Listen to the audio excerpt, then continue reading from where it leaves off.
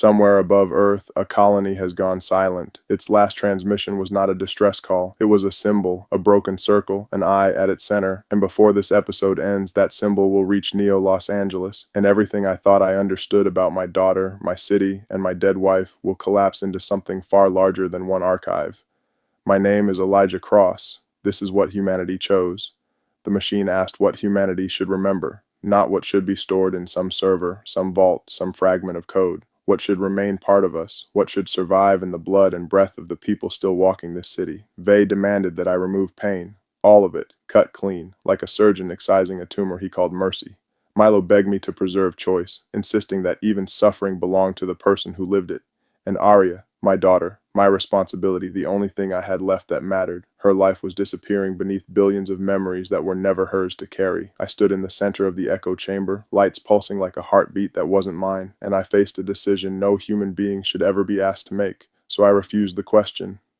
No one person should answer for everyone, I said. The words felt small in that vast, humming room, but they were the only true thing I had. I opened the echo chamber to the city, every conscious adult in Neo Los Angeles, every tired worker in the residential blocks, every executive behind glass in the high rises, every forgotten soul in the underground memory markets, received the same choice, delivered in the same instant across every district of the city.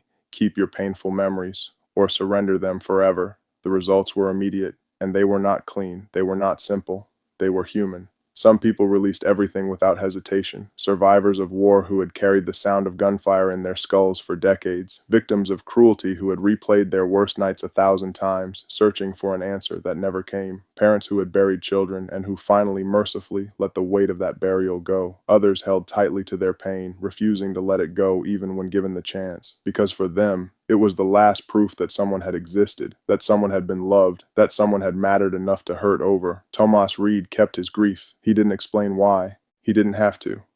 Sarah chose to restore every memory of Jonah, every fabricated moment, every stolen truth, knowing now the reality of his origin, knowing what he had really been.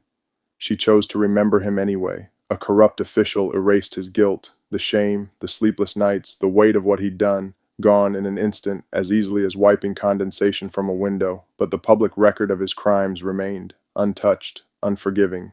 For the first time since Neurovault technology had entered human life, memory became personal without becoming consequence-free. People could lighten their own hearts. They could not rewrite what the world had witnessed. The city did not choose one answer, it chose millions. And that uncertainty, that beautiful, uncontrollable human uncertainty, broke the echo chamber's control model completely. The machine had never been built to respect individuals. It had been built to direct populations, to smooth them into something predictable, something manageable. It was never built for chaos, and chaos was exactly what it got. Vey watched his perfect engineered future dissolve into a million contradictory decisions, a million different griefs and reliefs playing out across the city at once. "You have condemned them to chaos," he said, and for the first time I heard something in his voice that wasn't certainty. It was fear. "No," I answered. "I gave chaos its name back." Milo didn't wait for Vey's response. He moved fast, disconnecting the global network node by node, city by city.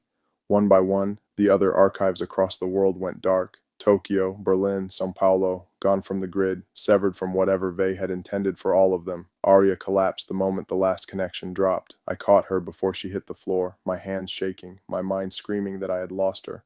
But the archive inside her stayed active, stable, alive.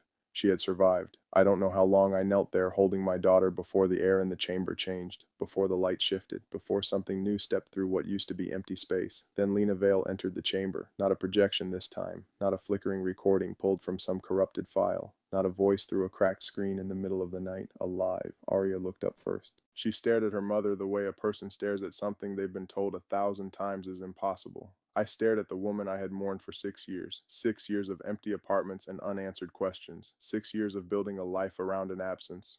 And there she stood, whole, present, looking at both of us like no time had passed at all.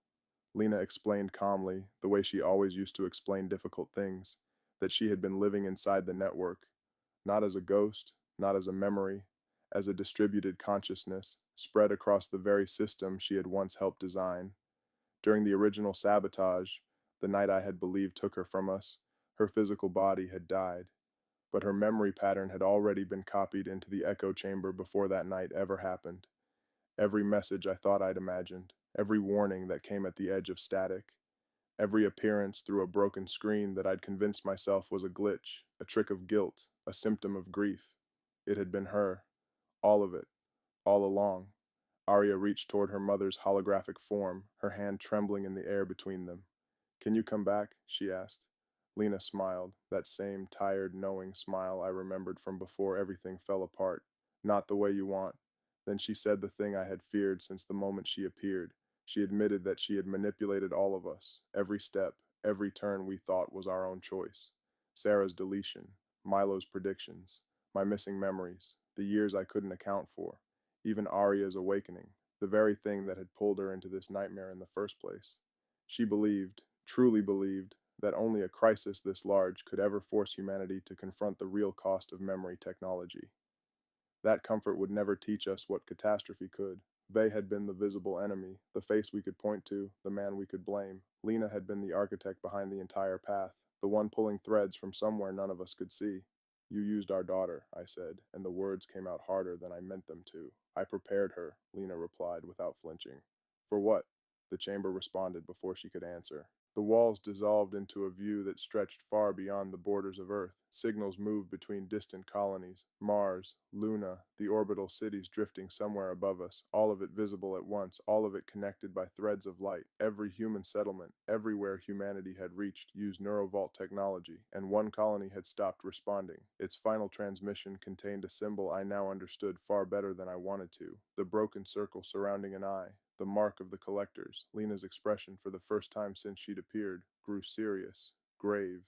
Earth was only the first archive, she said. Behind her, a new message bled into existence across the chamber's wall, letter by letter, cold and unmistakable. "We remember what you erased." Then the signal from Mars began counting down. "If episode 8 hit you the way it hit me writing it, hit that subscribe button and turn on notifications because episode 9 is where the collectors finally answer. Drop a comment below. Do you think Lena did the right thing? And what do you think that countdown from Mars really means?" The memory merchant continues. "I'll see you in the next archive."